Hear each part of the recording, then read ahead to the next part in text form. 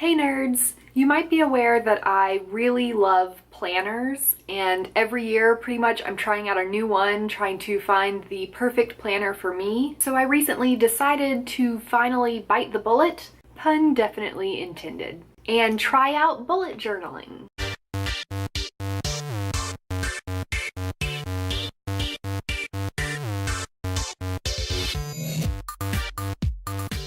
If you aren't familiar with bullet journaling and what that is, I will put some links to some videos and the bullet journaling website and just some different resources about it. But it's basically just like a blank notebook. People typically use ones that have like the little dots, but I don't know if you can see it because my camera's washing it out too much. But it's one of those dot grid notebooks, and you basically customize it and make it exactly what you need from a planner or a journal. It started with this really simple, streamlined journaling system where you have tasks, events, and notes, and you have really simple little symbols that you use for each of those and that you use for when you've accomplished a task or moved it to another date or scheduled it. Anyway, like I said, it's actually pretty simple, but if you have heard or seen anything about bullet journaling, you probably think it's really artistic and really complex because, of course, people on like Instagram and Pinterest have taken a hold of it and made it into an art form. Really, what I am loving so much about the bullet journal is that it is so customizable.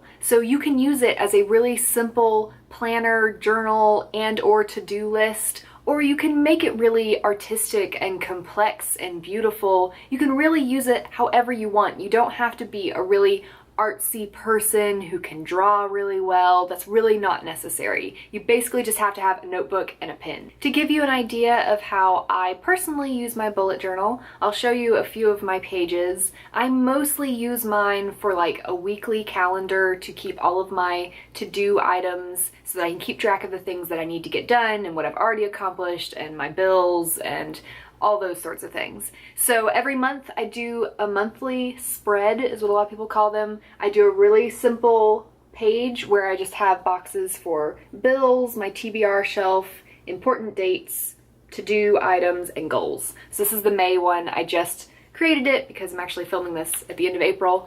And then I have on the opposite page a habit tracker. You've probably seen these. They're really popular. I know V.E. Schwab does them and she posts them on her Instagram all the time.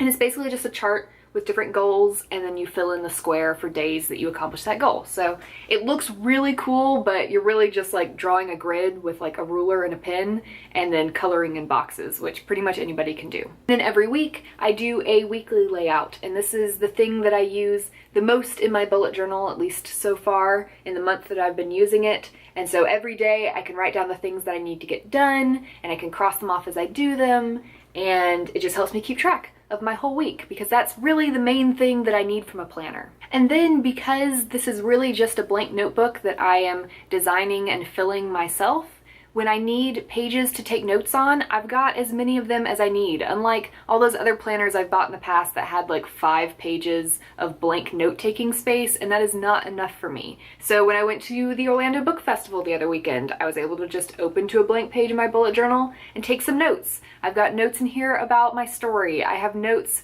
about the different videos I'm going to film for the WordNerds channel. And of course, you can get really fancy and creative with it if you want. I copied this page from Pinterest. It's the only artsy, cute page in my bullet journal, but I loved it so much I wanted to do it, and it's just all the movies I want to watch, and then I can color in the tickets as I see them. But honestly, most of the pages in my bullet journal so far are those weekly calendars like you saw, and just pages where I've been taking notes and writing down ideas about things. So yeah, that's it. Yay, bullet journals! Once again, I will put some links to some videos and some website posts and the official website of bullet journaling down in the description of this video, so make sure to check that out if you want any more information about how bullet journaling works. And as always, don't forget to join us this Sunday at 7:30 p.m. Eastern Time for our live chat. I actually don't know what the chat topic is, but the little end screen thing in a second, as soon as I stop talking, will tell you what it is, so look for that.